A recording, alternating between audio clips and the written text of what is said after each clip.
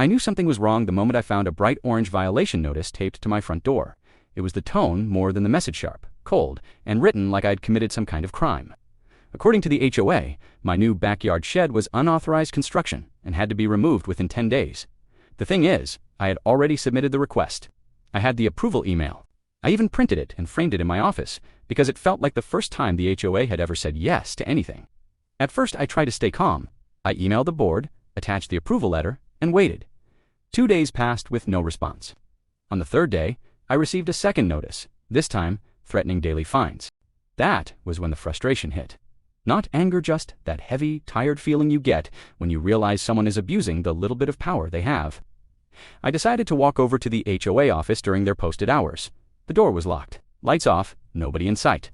A neighbor walking by laughed and said, "They're never actually here. They just send letters." That's when I stopped trying to be patient and started digging. I opened the bylaws, something I'd avoided doing for years. Within an hour, I realized the board had been ignoring half their own rules. Most importantly, any violation notice was required to include the name and signature of the board member who issued it. Mine didn't, neither did the second one. That created a problem for them. Legally, unsigned notices were invalid. Any fines attached to an invalid notice were also invalid. And if an HOA repeatedly issued invalid notices, the bylaws allowed any homeowner to request a full audit of the board's enforcement practices at the next community meeting. So I prepared my packet-printed emails, bylaws, timestamps, photos, and a list of 8 violations of their own procedures. I wasn't trying to be dramatic. I just wanted fairness. At the meeting, I spoke calmly. I didn't accuse anyone. I simply presented what I had found and asked why I was being punished for something they themselves had approved.